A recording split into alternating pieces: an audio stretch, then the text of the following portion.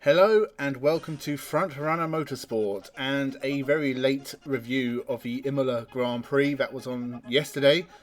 And I have to say again, as we start the European leg of the F1 calendar, the longest F1 calendar in Formula One history, this was a pretty decent race. It wasn't mind-blowingly good, but at least things were going on, and I did enjoy watching it, and I do love the Imola track. Obviously, there was a lot of Senna tribute helmets and a lot of tributes to both Roland Ratzenberger and Ayrton Senna, who both passed away at Imola 30 years ago. And that was nice to see. It's good that Formula One remembers its history, its tragedies as well as its triumphs. But the racing in 2024, it was another domination by Max Verstappen. But Lando Norris, over the last three races especially, has been incredible, and it did look like another win was on the cards here. He made a couple of mistakes when closing in on Max in the last few laps, and that cost him any chance of trying to get the victory.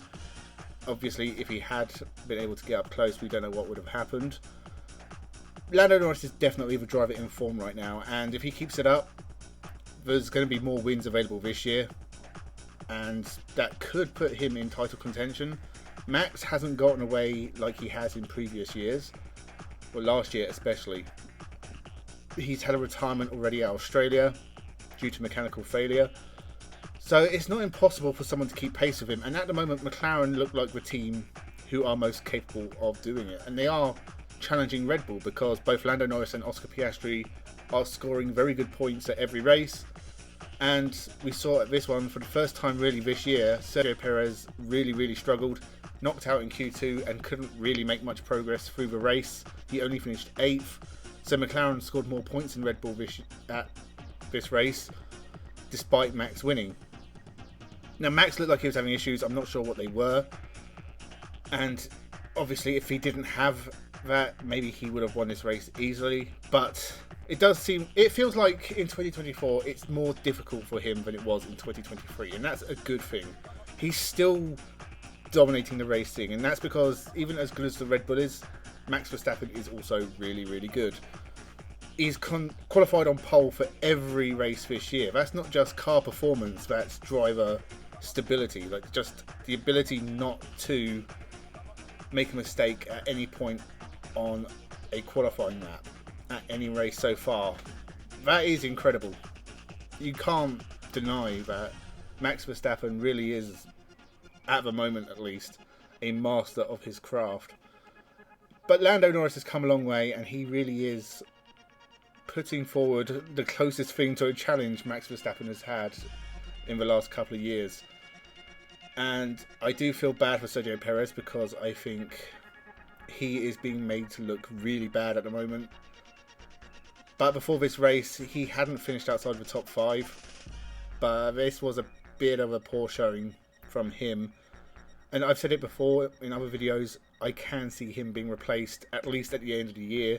If he has a run of really bad results, then I think Red Bull would cut him mid-season. And I think the driver who would replace him right now is Yuki Tsunoda, because he is absolutely flying. Q3 again, and another point. Yes, it was only 10th, but he did what he needed to do, and it was about where the RB was. The 9 places in front of him are the 5 top teams. I hesitate to put Aston Martin in that position because they are drifting away a bit, but Lance Stroll did do a very good job to get 9th place in this race. But Yuki Tsunoda really this season has come on leaps and bounds, and again he's showing that he is in form. If Sergio Perez, Red Bull decide isn't doing the job, I think Yuki could step in and really be a top second driver. I wouldn't say he would challenge Max, especially not straight away, but about the level of second driver scoring decent points for Red Bull, securing the constructors. I think Yuki would do a very good job if they decide to get rid of Sergio Perez now. If they wait till the end of the season, it's a harder choice because you could factor in Daniel Ricciardo's history with Red Bull, Liam Lawson's debut year, his few races that he got to do were really good. Maybe that warrants a turn at the Red Bull. We'll have to see what they think. We'll see how Sergio does throughout the year. We'll see if Max definitely stays on, because obviously Mercedes are still trying to chase him down. But I think Red Bull, at the moment at least, are in a good position in terms of driver choice. Ferrari it was a mediocre weekend really, because they had a massive update and it didn't really give them much. They were kind of in and around the McLaren, so it's not terrible. Leclerc did a pretty good job of clinging on to the front runners this race, and he has scored decent points this year. Carlos Sainz as well. When the Ferraris have both been there, they scored points every race, and I think Carlos Sainz and Leclerc have been in the top 5 at every race this year so far, which is pretty impressive for Ferrari. It shows that they have speed and reliability, 2 decent drivers, and they're scoring decent points. It keeps it a 3-horse race in terms of manufacturers. They are the top 3 teams, McLaren, Red Bull and Ferrari. So Ferrari have done a good job under Frederic Vasseur. They have improved. Their strategies are a lot better. Their reliability, at least this year, seems to be a lot better than it has been in the past. So it looks like Ferrari have also made leaps forward. And I think Red Bull should be worried about the pace of the other teams now, because they are definitely catching. Further back, Mercedes definitely still sort of stranded in that 4th place team spot. Russell and Hamilton had at least a smooth weekend. It was a very strange strategy to pit Russell, even though he got fastest lap. It did mean he finished behind Lewis. He was never going to catch him. So I'm not sure what the reason they did that was. Maybe Russell's tyres were just so bad that he actually wasn't going to make it to the end of the race. Maybe they're trying to prove a point if Russell was moaning about his tyres, that this is what happens if you pit. Maybe don't moan, the strategists have it in hand. I don't know, but it was very, very strange. Other drivers who did very well. Yuki Tsunoda we've talked about. Lance Stroll, decent enough job, even though Aston Martin are struggling a bit. Alonso had a dreadful weekend, crashed in one of the practice sessions, knocked out in Q3, qualified last, and was basically nowhere in the race. So this weekend can be wiped out of his mind, because it was such a mess that it doesn't really count. And it doesn't help with the new upgrades they've brought as well, because obviously it's a bit of a anomaly in terms of the data they'll get from this one. But Lance Stroll did do a good job. He made up places. He went long on his opening stint and he made that work. Got 9th place, couple of points. Is about where Stroll is. Behind that, Haas had a fantastic weekend as well. Hülkenberg looked very, very quick. He missed out on points, which is a bit of a shame, but I think Haas will regret letting him go. And I say that despite saying they never should have signed him. In qualifying at least, he has been brilliant. And he has been consistent in races compared to Magnussen, who's a bit of a crash magnet this year. Or at least a controversy magnet. And he was poor here again, Magnussen. So again, another driver I think that is definitely going to be replaced by the end of the year. Obviously, Hülkenberg is going to stake Sauber. But I think Magnussen is either at the end of his Formula 1 career, or he's going to make a shock move somewhere else on the grid, and I honestly can't think where. Alpine look like they've made progress, but they're still struggling, and they did not score points at this race. Despite, I think they showed decent pace in qualifying, but it just never seemed to materialise in the race. Williams were poor. Albon obviously eventually retired, but he had a whole boatload of issues, which I'm not sure entirely what happened to him at pit stop. Looked like an issue of a tyre change.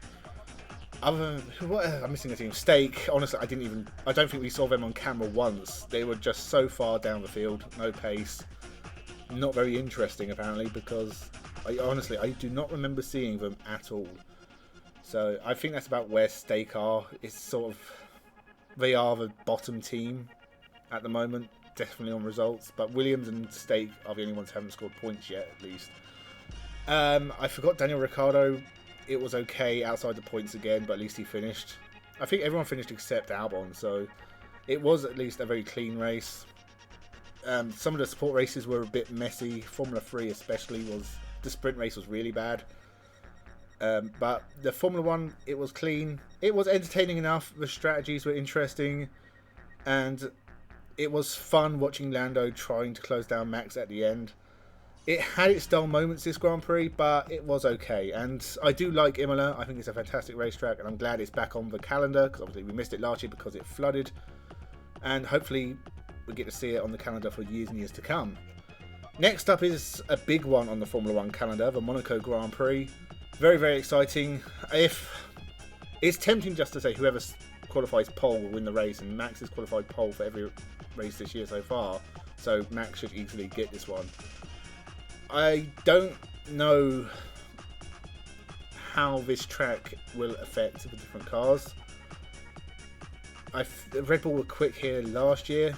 Perez is really good on street circuits, so maybe this will be his time to shine.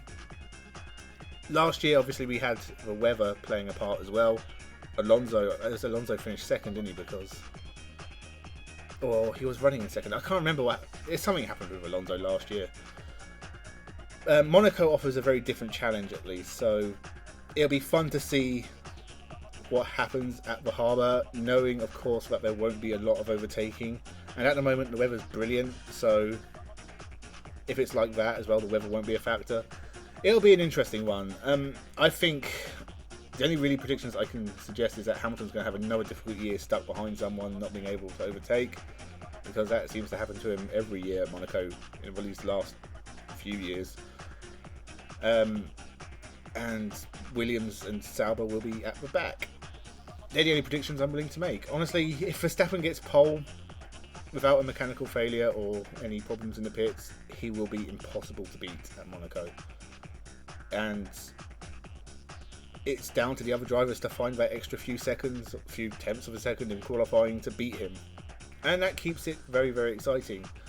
But that's in a couple of weeks. Next weekend we have the Indy 500, which is it's amazing. We have the Indy 500, and then a week later the Monaco Grand Prix. It's only a couple of weeks after that we have the 24 hours of Le Mans. So we're really in proper historic motorsport season now, with all the big races coming up. There's Formula E mixed in with that as well, and God knows what else. So thank you very much for watching. Leave your thoughts in the comments below. Tell me what you thought of the Imola Grand Prix. Tell me what you think of the motorsport to come. Make sure you subscribe to the channel, as I said. Thank you very much for watching, and have a good one.